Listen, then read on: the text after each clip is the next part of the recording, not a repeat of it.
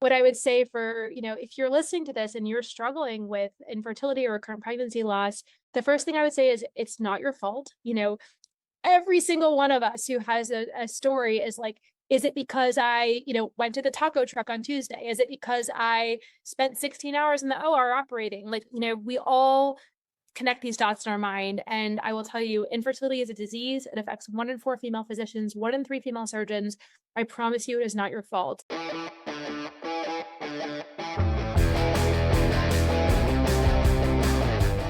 Welcome to the Doctors Making a Difference podcast, where we help physicians to be empowered with the tools they need to be successful in medicine, in finance, and in life. Join us as we highlight doctors and other professionals around the world who are making a difference.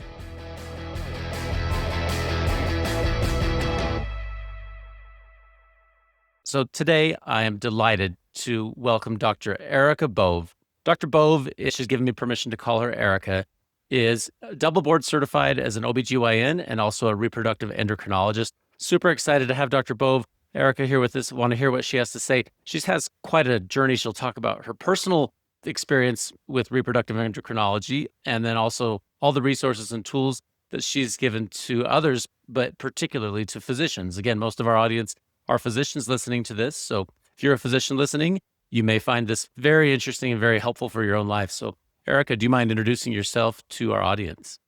Not at all. Thanks, Peter. It's so wonderful to be here. So I'm Erica Bove. I am, like you said, a reproductive endocrinologist. I'm faculty at the University of Vermont. I'm also the program director there. And a couple years ago, I launched a coaching program for mostly female physicians with infertility. My own journey is that I went to med school to be a psychiatrist, right? I was really motivated to cure the world of eating disorders, as all of us young idealists are very motivated to save the world. But once I got into psychiatry and also started doing my other rotations, it really became clear that I loved women's health. And around the same time, I actually was like understanding my own body and sort of fertility potential. And I was actually told that I would be infertile. Really Mm. interesting. And so as I was navigating that and trying to figure that out, I met my former spouse who we co-parent well together. He's family medicine. And as we were starting to build our family, these questions about fertility and miscarriages and everything, it's a personal journey as well as a professional one. So I changed course in my third year of medical school. I decided to apply to OBGYN residency programs. And once I was sort of in it, I was like, I think REI is like the coolest field in the world. You get to help people build their families and work with your hands and all of that. And as I was a new attending, though, I was very disillusioned by my inability to connect with my patients in the clinic. I was meeting with these people. I was trying to help them understand their diagnosis, their fertility treatment options. But the patients who I was meeting with, who I cared about dearly, we were not able to have a conversation. The anxiety was so profound, the analysis paralysis, these educated, strong, beautiful patients in front of me were not assimilating what I had to say. And so that's when I really started to dig deep and say, like, okay, I went into this field to help people. I feel like I'm marginally helping people. Like, how can I do better? And so that's when I really understood, because I was accessing coaching in my own life, that the coaching tools I thought were what my patients needed. I started experimenting, if you will, in the clinic and really started to see amazing results. So then I formed my own practice. Wow. Well, that's like in a very encapsulated little nutshell, a very long, complicated journey. So maybe step back a minute, because a lot of the people listening to this are going to be interns, residents, or medical students, or people that are aspiring to that field. What was that like? You got told that at a young age, right in the middle of that, like, hey, you may experience infertility. You may have a hard time with that. You may require reproductive technology. And then you were able to kind of launch that into your own career. But you want to walk us through that a little bit if you're willing. What was that like? Yeah. I mean, I think that there's almost this dichotomy. Like, as we are training to become physicians, we are like, our humanity is almost beaten out of us. I don't know how else to say it. Like, it's almost like there's doctors and then there's humans, right? And to have a human experience, to even have basic human needs like the need to eat, the need to pee, the need to sleep. I would argue fertility as a basic human right, the need to reproduce, like all those things, they kind of get pushed to the periphery because we are these like saviors who are trying to heal all the people. And I think that what I wish I had known then was that it's okay to be human. It's even preferable to be human. to be as integrated as possible while going through these experiences. And I think we have come a ways since I was a medical student. I think our culture is shifting, that we are integrating sustainability in medicine. But I think what I would tell my younger self is like, it's okay to be a patient. It's okay to be afraid. It's okay to take your time. I think I was in such a rush to find a partner because I was like, oh gosh, they told me I'm going to have infertility. So my on ramp to marriage was very fast, you know? Mhm. And I have two gorgeous children. I would never trade them for anything in the entire world. But I also tell my own children, I'm like, take your time. I'm a divorced person now. Like, take your time. We need to understand ourselves before we make these big life decisions. And if fertility is in the kind of like view of what you're thinking about, there are so many options. There are so many people who want to help. Maybe it's freezing eggs. Maybe it's really getting to know yourself and working with somebody and going deeper into what the factors are. And it's so funny, Dr. Crane, because I practice right now in the same room. Like, these are my exam rooms. Like, I go into that room routinely to counsel patients myself. The same room where I was told I'd have infertility is the same Really? room where oh yeah, because I am a faculty where I went to medical school. I did my tour around the world in between, but I landed back where I went to medical school, which I'm from Vermont originally, and so it's such an honor to serve the people of Vermont, right? But it's almost like it's come full circle. And so in my life now, I always say to my trainees, I say, okay, how can we keep our humanity? How can we not oversharing, but sharing with patients so that it's not like doctor patient. We have this empathy where we know that we can share these human experiences together. I tell people I've had miscarriages. I tell people, about my fertility journey. I tell people I froze my eggs in my divorce. Like, obviously the moment has to be right. And we use our spidey senses, our empathy senses to figure that out. But I think that creates a richer encounter, and giving bad news is one of those things I think we learn over time, and just imagining what it's like to be on the receiving end of that. I think it makes us better physicians. Oh yeah. No, I've spoken extensively on the podcast about my experience as a patient, and it makes all the difference. Like I had a big tumor and had to have it removed, and the surgeon who did it for me shared with me her own experience with having a tumor Mm, removed. For whatever reason, at that moment, at that time, that was like life changing. Okay, this person knows yeah. exactly what I'm dealing with, and it just inspired more empathy, more trust. And man, Erica, that's such a personal experience. Like you Mm. were able to understand the difference between like the clinical side of it and the human side and try to find a way to mesh those two things. That's pretty important. If we don't do that, people feel like you're just kind of like the doctor bought 2000. You want to, and that's how That's I start exactly feeling. it. If you start doing too many things at once, you never feel like you can really engage and have a normal human conversation. You're just like dispensing information. But how much more Totally. meaningful is that when you have like a deep rooted connection with a person. So how have you Yeah. maintained that and not become bitter and frustrated like so many people sometimes do over the Oh, course of yeah. a career? Well, that's such a great question. So I got through my residency, I got through my fellowship, and then I started my new attending job with my former spouse, and I started, and we thought we had arrived, right? We had the house, and by that point we had two children, and then this sort of crash of like, oh my goodness, there's no way forward but to get divorced. Even though we tried very hard, it was just clear that there was no way forward. And so that was kind of very central to me really reevaluating everything. And I will tell you, I remember like I used to be just multitasking constantly. I used to be like in the evenings answering my work email and trying to like be all the things to everybody and be on all the committees and everything. I remember one time I was getting ready for a meeting at like 6 a.m. And my 2-year-old is like, he said to me, asked me where I was going. And I was like, oh, a meeting. And he said, another meeting, mommy. Like even my 2-year-old knew that I was like overcommitted. And so I think as I have this, because divorce was such a life altering event, and because I did need to really look at every single thing, I am much more likely to be very choosy about what I say yes to. Like my yes has to be a full body yes. Like I am going to do this if I have capacity and it is in line with something I'm passionate about. But if it's something else, like I really have to think hard and be like, okay, is this during my work hours? Is it not? Like, how is this going to have an effect on the rest of my life?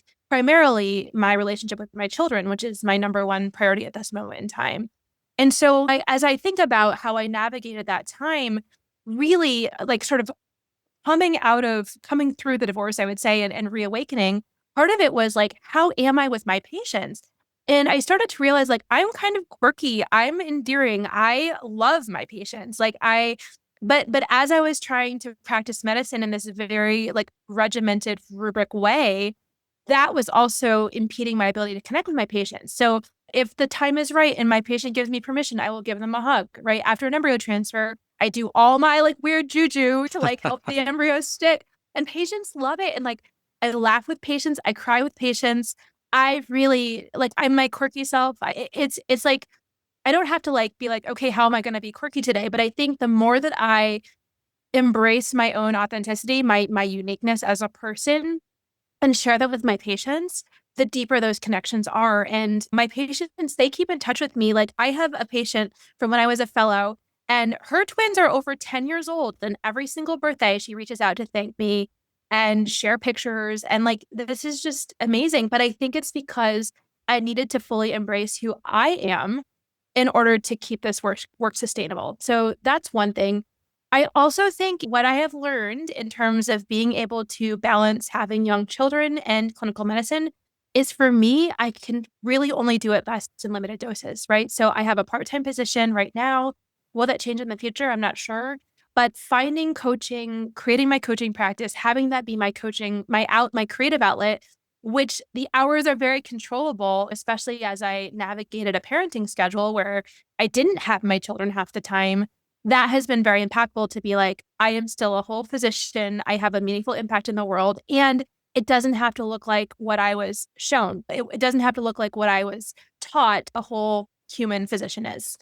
Well, and it's interesting. Like you hit on 2 points that I think are really interesting just to reflect on. Number one, I don't know very many physicians who are working part-time or have more control of their hours who are burned out. Maybe they were, Right. but in Right. the reality of it, if someone says I have a lot more control over my time and schedule and I can fit the more important parts of my life in, most of those folks I've talked to are not burned out. So that's really important if you can Mhm. manage your time.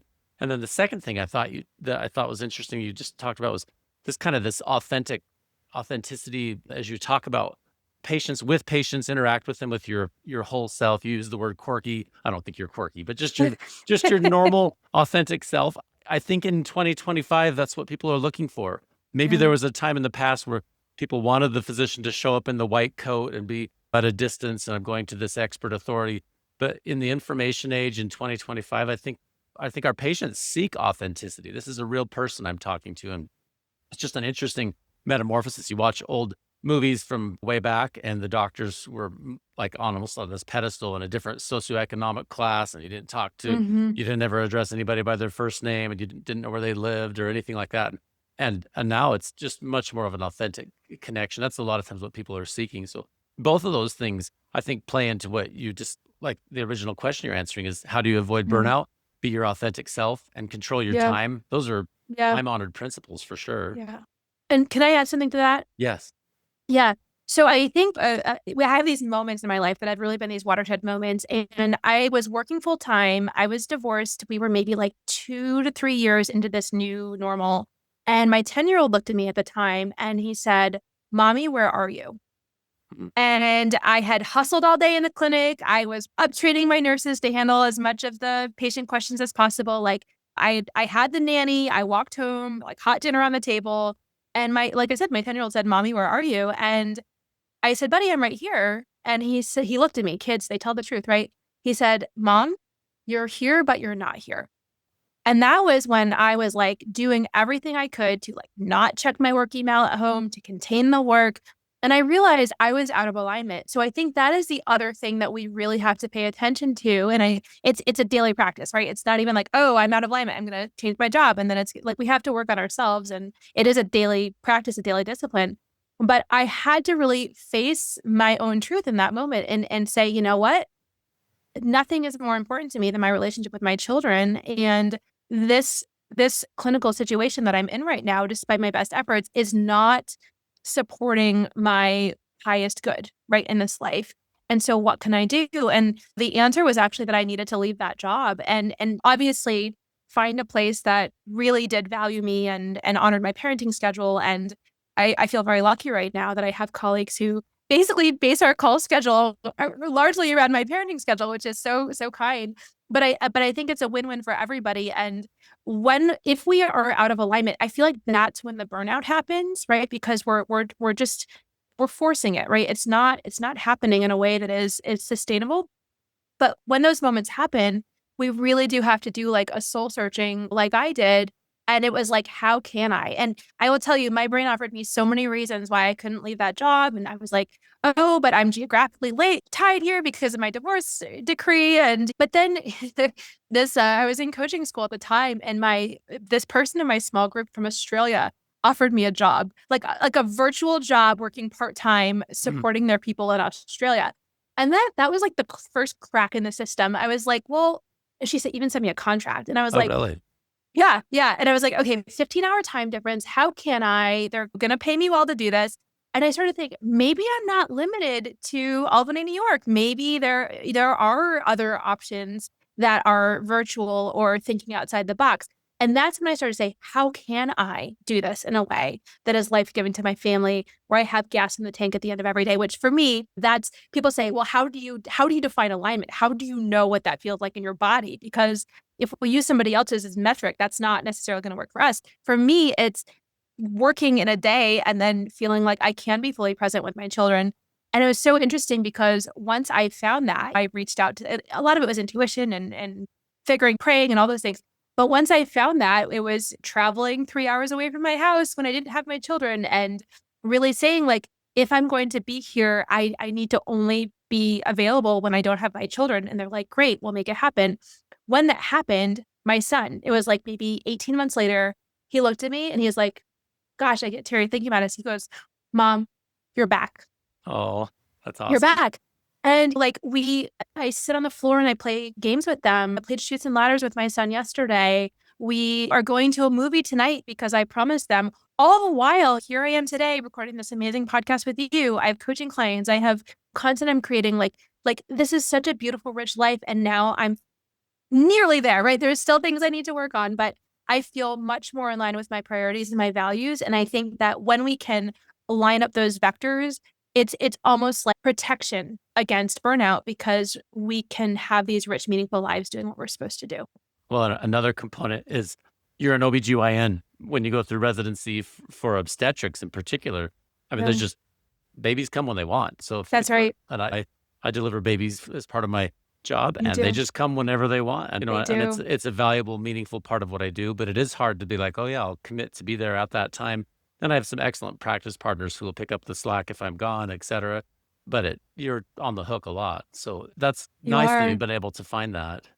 Yeah, absolutely. And I think it's different. Like in a rural setting, it's different. My father was a rural urologist, and I look at what he's done for his whole career, and I'm just like amazed at what he has done. And then I also realized, like, thou shalt not compare, right? It's like the 11th commandment, and everyone finds their way. I've found OBGYNs who work as hospitalists. Now we have OBGYN hospitalists who are laborists who take care of the labor floor. And yes, we lose some continuity of care. Although I really think more and more, and this is why you have this podcast, right? Is we have to be looking at sustainability in medicine, and dropout rates are so high because it is such a hard system to be in. And the more we can find our own way and find our communities of support, I think the better, the longer we'll be able to work in a meaningful way and in a healthy way where it doesn't cost us truly our lives. Well, right. And that's just it. Like the dropout rate's high. The suicide rate is unacceptably high. It's unacceptable. I mean, Yeah. there's so many things that people get into the nuts and bolts of practice and they're like, wow, this is not what I thought. And so you have to be able to be flexible to pivot and shift and change and find a way to do just exactly what you've done. And so it's like, it's inspiring to hear this. And I think somebody listening to this is going to say, I want to be like Erica. I want to do that. And because you found a way to find something you're really good at, something you enjoy, you can engage with your patients. And not only that, you not only professionally, but you can spend time with your kids and do those things that are of greatest value in your life. So pretty awesome. Totally. And also my relations with my children. I mean, that is my why for my patients, because I know how deeply grateful I am to be a mom myself, and how much it took and everything to really fight for it. And that's what I want to create for my people. I want to give them that same meaningful experience. And so it's all connected, right? It is connected, but I think we get so disconnected in medicine. And like I said in the beginning, I think that reintegration, which takes it does take reflection, it takes community, it takes facing our growth edges and with compassion and grace. But I think when we can do that, that's really when we start to really thrive. And people say, oh, thriving in medicine isn't possible. I really think it is. We just have to think outside the box and we have to be true to ourselves. Well, and you gave yourself permission to change. That was Yeah. big. You described that when your colleague from Australia offered you the job and you could tell that the wheels were turning. You gave Yeah. yourself permission to change and say, I don't have to think geographically. I can think more globally. I can Yeah. do all this stuff. And then you've turned it into this reproductive endocrinology practice. Did you always have a board certification in reproductive endocrinology, or did that come later on? No, I did. I went straight through from OBGYN residency to REI fellowship. But then I got out, I took an academic job where I did my fellowship, and then I passed my boards and then went into private practice. But then I realized that was the job that wasn't the right fit for me. And I realized I missed teaching. I love teaching. Like, I think one thing I would also say to younger or maybe younger in training people is like, do that thing when you're in the flow. Right? Like look at those that's actually why I shifted from psychiatry to OBGYN is because when I was in psychiatry, like an 8-hour day felt so long. Nothing against psychiatrists. I love psychiatrists, but for me, I talk fast. I love working with my hands. It just wasn't the right pace for me. And when I found OBGYN, I felt like I was in the flow. And so when you feel like you're in the flow, that's just like this beautiful sweet spot. So if you can find those things, like I'm a ninja. I love doing hard REI procedures. I love getting into a cervix that is challenging. I love putting an embryo at the right spot. I'm always in the 2-week wait for my patients. Like I can't, even in a couple of days, I find out if a couple of my patients that I did transfers on a week and a half ago are going to be pregnant. Like all those things, like those are the things that bring me joy. And so I think when you pay attention to when you're in the flow, I think that's a good indicator of how it is a wonderful way to spend your time. Well, yeah, and you found something you love doing. I mean, they say if you find what you love, then you'll never work a day in your life. You just have to find, in medicine, you just have to find the hours that work so it's not so imbalanced. That's Well, exactly it. well, so I want to hear a little bit about, sorry, I got a tissue here. I want to hear a little bit about what your journey is now, because like you work with lots of physicians, and just to kind of lay it out from what I understand, kind of reading through your information, a lot of people find themselves delaying families because medical school takes a long time and you're training. And like I started my first real attending job when I was 32 years old, and the reproductive potential changes and the challenges change each decade of it. My grandma used to say you get a different body every decade, not a better body, just a different body. But from a reproductive standpoint, that's also true. And so you have, part of your job is to coach and also help physicians who are struggling with that aspect of it. So I want to hear a little bit more about what you do and how does that help folks? Sure. So let's see. So with the coaching, what I found in my clinical practice was that there were some people for whom everything was lining up, but the treatments weren't working. Like if I see somebody and I say diagnose them with PCOS and give them letrozole and they're pregnant within 2 or 3 months, fantastic. That is like very satisfying. It's even though I'm sure those people wanted to be pregnant like a year ago, like it's a very like problem solution. You're pregnant, you have a good heartbeat, you go for your regular OB care. That's one thing. But what I will tell you is there's a subset of patients in my practice where their journeys are years long, right? And it's like, okay, what is going on to make it so that like you know the diagnosis, you know the treatments, you know the statistics. There are people for whom it's not working when on paper you would expect it to work, right? And that became my interest. And so clinically and sort of like emotionally, how can I help these people? Because it also seemed, and I'm a very empathetic person, like there were like these energetic blocks that were preventing people from believing it was possible for this to happen for them. And I started to just wonder if the two are connected. I'm like, I do believe in mind-body medicine. I've experienced a lot of healing myself in ways that seem to kind of defy Western medicine and odds and things like that. And so what if I could tap into that energy and try and release those blocks? So what I decided to do was form a fertility coaching practice mostly for female physicians. I am open to other people, but there's something about me helping doctors be a patient that I think resonates with people. And these are doctors for whom these conventional treatments are not working, and they're starting to be threatened with either remaining childless or not building their families, which is terrible because Oh, I was just so passionate about this. These are the people who are on the front lines of medicine every single day, in the ERs, in the ORs, in the family medicine, primary care clinics, like the pediatricians, the OBGYNs. Like these are the people who have dedicated their own lives to serving in medicine, and medicine and the science are not working for them. Like just think about that paradox for a second. It's just like so frustrating. And so what I decided to do was like figure out kind of scientifically, how can I help these people? How can I bridge them to a successful outcome? How can every single person who comes to me for additional support, which again is outside of my academic practice, this is people who have their fertility specialists and they're like, treatments aren't working. My mindset is horrible. I can't even see that this is going to work. I don't even know why I'm doing this anymore. I'm close to dropping out. Like those are my people for the coaching practice. I'm so isolated. Like I all I can think about is fertility and it's ruining my life. So these people come to me and we start to work together. I start to calm the nervous system because again, very kind of similar to what I saw as a new attending, like when the nervous system is activated, we can't even assimilate information. We can't tap into our intuition. Our bodies just don't work the same way, right? Like our GI system is disrupted, our brain chemistry is disrupted. I think the gynecological system is disrupted as well, uterine receptivity, all those things. And so, what I first thing is like we calm the nervous system, we identify the values and the priorities because there's no two journeys that are the same. Everybody has a unique journey. So we identify those things and then we start looking for what I call authentic hope, which is hope grounded in science. Our brains are trained to look at what is not working. Like, well, I've had 3 embryo transfers and nothing is taken so far, so it's probably not ever going to work. And that's where we interrupt that pattern and say, like, that is actually not true. Like, you are 32 years old, or you have 5 embryos in the freezer, like whatever it is. Like, I love refocusing to being like, this is why I believe in you. And this is why I'm going to help you believe in yourself. So we identify the factors for authentic hope. And then we instill confidence in the person's cycle, like their plan.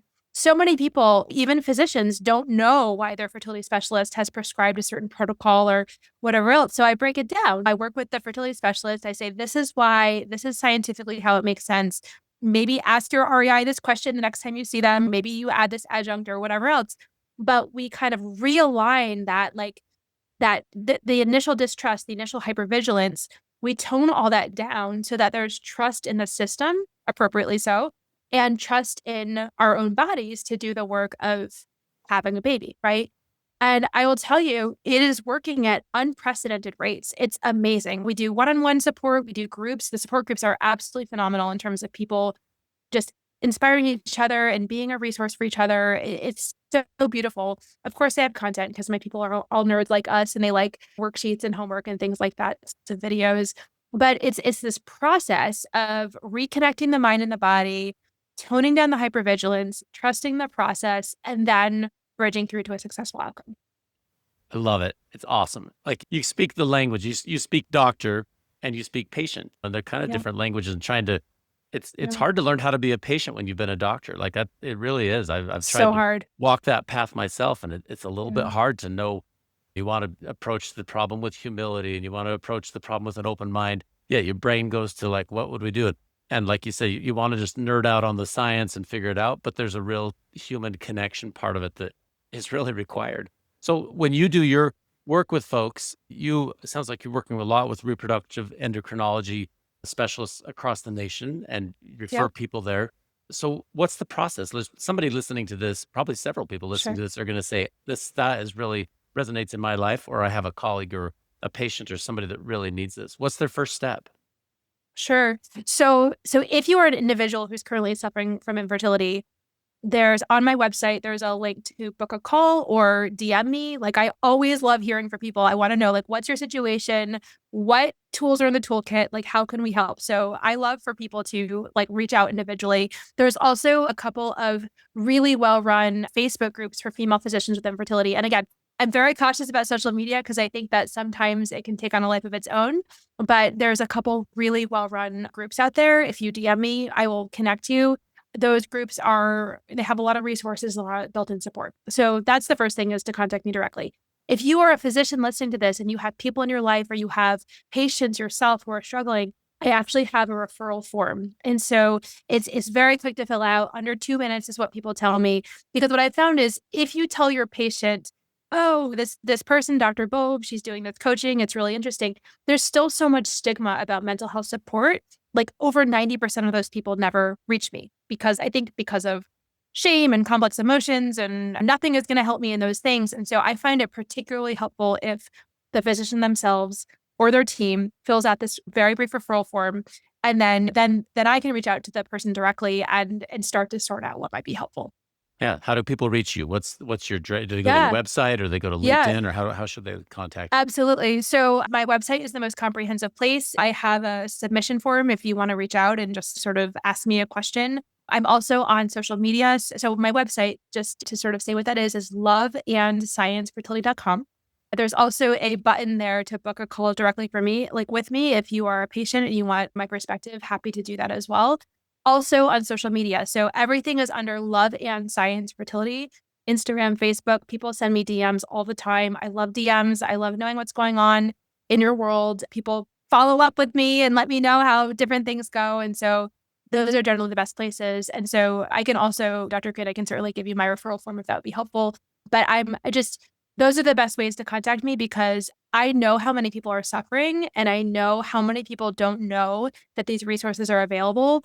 And I will tell you, even this week, I had a client who saw a pregnancy test that was positive after 20 years. Oh my goodness. 20. I'm just like, I'm blown away. And what did it take? It took mindset work. It took believing an IVF cycle was going to be successful to generate embryos. It took getting the courage to finally have an abdominal myomectomy and going through that and healing, and also a GLP-1. But these are all things where it's like, okay, we listen to the story, we see what's going on. Oh, you've gained 40 pounds throughout the context of this journey. Let's see if we can get some of that off as you're healing. Like all these different things. Like I said, there's no two journeys that are the same. But when I see people, before we started talking, one of your questions is like, what surprised you the most with this work? Like how miracles happen. Miracles happen because we take a thoughtful and curious approach. We look at the mindset and we put all the pieces together. So that person, she has normally rising beta-HCG levels. She's going to have an OB ultrasound soon. I just know deep within myself that it's going to work for her. And I'm like, that is so amazing. And she almost dropped out. She's just like, this is so triggering. I can't handle this anymore. All I want to do is to not have to think about fertility treatments. And I'm like, you have good reason to stick with it. Let's work on the triggers. Let's do these things. And she got through her transfer and it worked. So that's one example. I had another person for whom IVF treatments were not working. She was very disillusioned at this point. She had had 3 transfers, really hadn't seen a live birth yet. And she decided to take a month off from treatments because she was going to go to Europe with her family, with her parents and her siblings to honor her ancestors. And would you believe that she said to me, she's like, you know what, Erica, like, I think I'm going to be okay without children. Like, I might pursue a gestational carrier. I might not. I don't know, but I just need to understand that my life is going to be okay if this doesn't happen for us in this way. And I'm like, great. And then when you see that, and it's almost like you can predict it. It's almost like prognostic factor. I'm like, oh, her energy is different. It's going to work. Mm. So then she and her husband tried outside of fertility treatments that 1 month that she took off after a year and a half of fertility treatments. And would you believe that they conceived that month? And now she's almost to her second trimester. I mean, I just these are the stories that are just these are people who thought they were done. They thought there was no chance. They thought that they had this dream, but it wasn't going to happen. And again, there are people who do decide that they've done this long enough and that they want to shift their priorities. That's also a very important thing to talk about as well. But I think for people for whom they think that it's not possible, I challenge that because maybe they just haven't found the right guide. Maybe they haven't put all the pieces together. Maybe they haven't found those sort of tips and tricks to get into their bodies and feel their feelings and really surrender. It's surrender work. We could talk forever about that too, but these are the things that are happening. And I think this is where Western medicine sometimes is inadequate. And this is why I'm so excited to bring this to people because it really is a healing journey. And I've just been blown away even the last couple of weeks by the miracles I've seen. I like that you characterize those as miracles because 20 years of not being able to conceive and have a child, and you're able to have a child, that's a miracle. All the way That's a miracle. It's amazing. It's a miracle. And so I'm thinking of so many patients I've worked with who've had that. They just become so frustrated, so disillusioned. And then you get to the place where you say, I have to do something else. I had one patient who asked for me to put a like long-term, long-acting reversible contraception. She's like, I just can't handle the mental load of Yeah. of wondering every month if I'm going to conceive. It was making her just emotionally go to a place where she couldn't really function. That's all she would think about. And so Yeah. it creates this huge burden. And we all know folks who they decide to adopt or they decide some other thing and their mind just relaxes and then they're pregnant like the next month. And so there I is know. something to this mind-body connection related to fertility. And I think that that's what you've discovered. And it sounds like a lot of your work centers around not only the science, but also the mindset and the coaching and this whole body approach. And I love it. It's awesome. Thank you. Well, do you have any final words or any parting wisdom you want to leave as we kind of wrap up our time?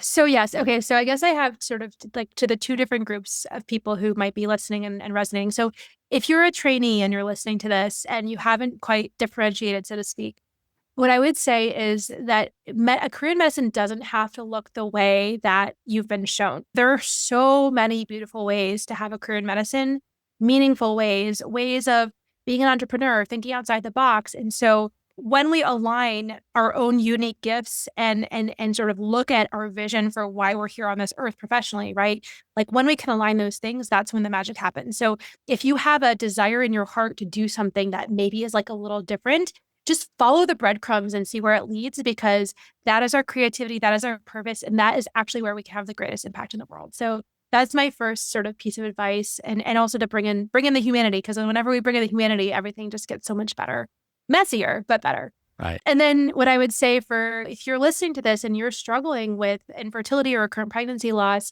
the first thing I would say is it's not your fault. Every single one of us who has a story is like, is it because I went to the taco truck on Tuesday? Is it because I spent 16 hours in the OR operating? Like we all connect these dots in our mind. And I will tell you, infertility is a disease. It affects 1 in 4 female physicians, 1 in 3 female surgeons. I promise you it is not your fault. And so that is the first thing I would say. The second thing I would say is you're not alone. We think we are, but we just haven't united. And I think the more and more we can connect and share our stories with each other, like the more that isolation and shame only exists in isolation. So that's when the shame melts and dissipates. And that's when we can actually rise and be stronger together. And then the third thing I would say is give yourself grace. You are a busy physician. You are doing your best. You're trying to balance these fertility treatments, which is at least a part-time job. And so the more and more we can have compassion for ourselves and figure out how we might need to adjust our lives for this stage of life. And maybe it's that you tone down the work or you go to per diem for a bit. Maybe you do find a community of support and that's where you get your strength, right? It's not about just keeping out some stuff. Sometimes it's like, how do we fill our well? How do we fill the tank to be able to continue to serve? Like, give yourself grace, give yourself self-compassion. And when you do that, I promise you things will get so much better. So yes, those are my parting words for your listeners. Thank you so much for having me today. Oh yeah, Peter. that's awesome. So Dr. Yeah. Erica Bove, I've loved it. I will put your information in the show notes. I encourage people to, for some people, this will resonate so much. And I want you to be able to contact folks and help people. And I appreciate what you're doing with the coaching and all the stuff that you're doing. It makes a big difference for the entire physician community. So thank you so much. I hope you'll keep in touch. Thank you very much. Yes, 100%. And thank you for the work that you do. I think that as I like talk to trainees and people are getting burnt out and new attendings, and I always say, go back to your personal statement, go back to why you're in this work in the first place, right? Because I think when we do feel like we're making a difference, somehow so many things get so much better. Again, we need to look at control of our time and our hours and those sorts of things. But when we can connect with our purpose, that I think brings back the meaning, and we're not just these warm bodies, but we're whole human beings having a human experience. So thank you for bringing us together and reminding ourselves to find the meaning in what we do. Awesome. Yep. That's why we call it Doctors Making a Difference. Appreciate it That's so right. much. Keep in touch. Thank you so Erica. much. Thank you. Will do. Thanks for tuning into the Doctors Making a Difference podcast. And thank you for what you do to help your patients and your community. Your work truly helps so many people. We produce this content to help you have the tools you need to stay in medicine and to highlight the amazing work being done by physicians around the world. Please note that while I am a physician, and many of the guests on this program are also physicians or other professionals, the discussions on this podcast do not represent my employer or any professional organizations to which I belong. This podcast is for your information and entertainment only, and should not be taken as professional advice. You should seek appropriate professional advice pertaining to your own situation. Please check out more of our content on our website, doctorsmakingadifference.com. Also, please follow, like, or subscribe on your podcast player or YouTube channel and give us a 5-star rating. It really helps to spread the message. Finally, if you'd like to be a guest on the podcast, or if you'd like to nominate someone else to be a guest, please visit the website or email admin@doctorsmakingadifference.com. See you next time.